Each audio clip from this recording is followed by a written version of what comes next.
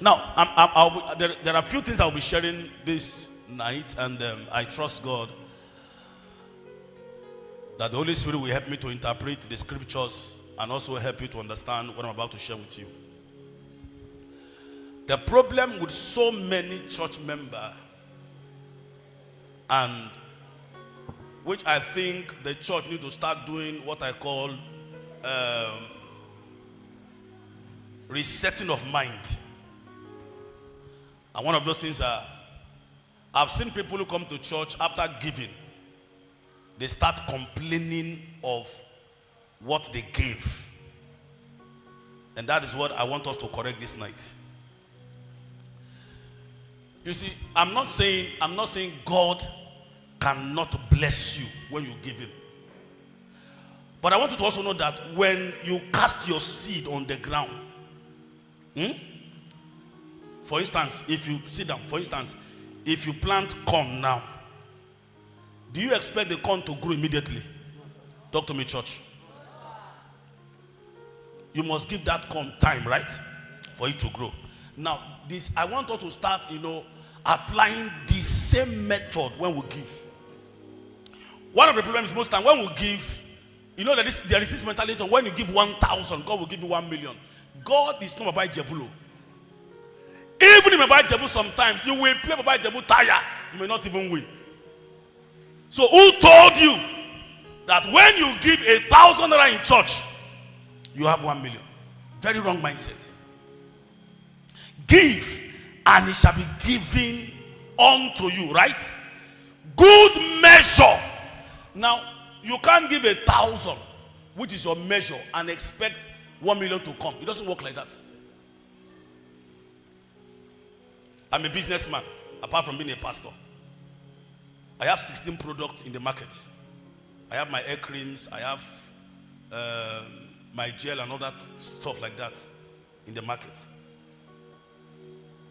And I have a bakery. So when I put money in business, I understand you have to, especially if you are starting business for the first time, the first money you are putting in that business, don't expect to get the money back. It doesn't work like that. You carry 100K put for business now and you expect it to come now. Ask those who are into business, they will tell you that it doesn't work like that. Sometimes, if God wants to show you mercy, it can work like that.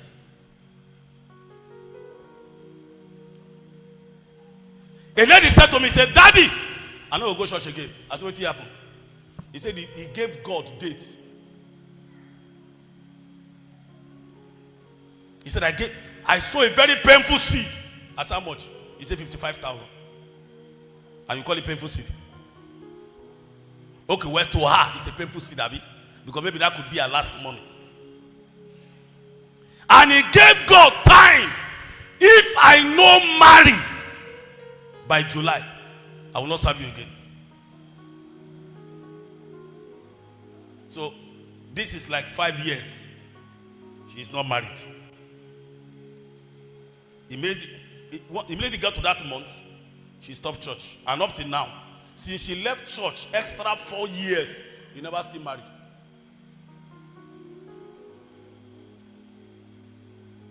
You don't give to God and threaten God.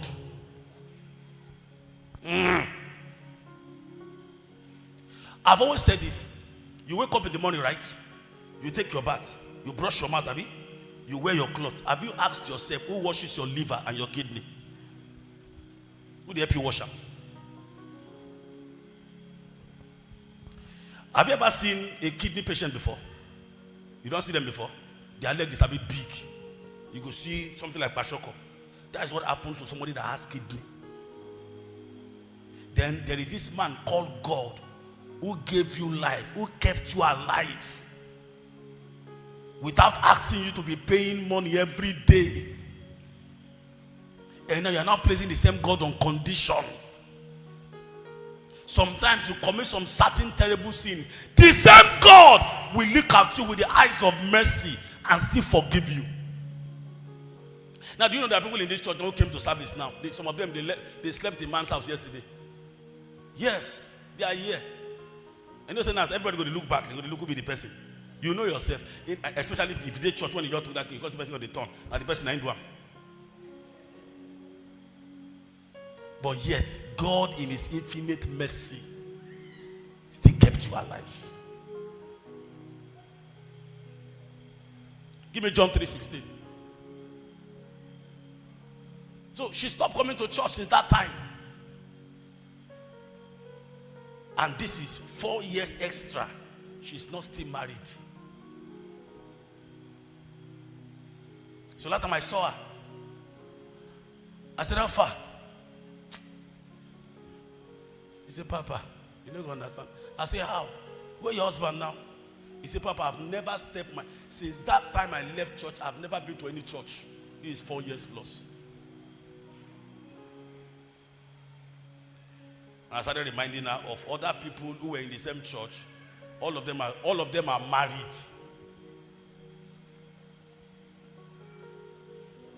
In fact, it should be more than even 4 because the period she left church was the period one of my sons got married. He's a pastor today, and she has about 3 children. You are too small, to give God condition. No matter what you give. And let me say this: there is nothing you can give to God on this altar to improve God.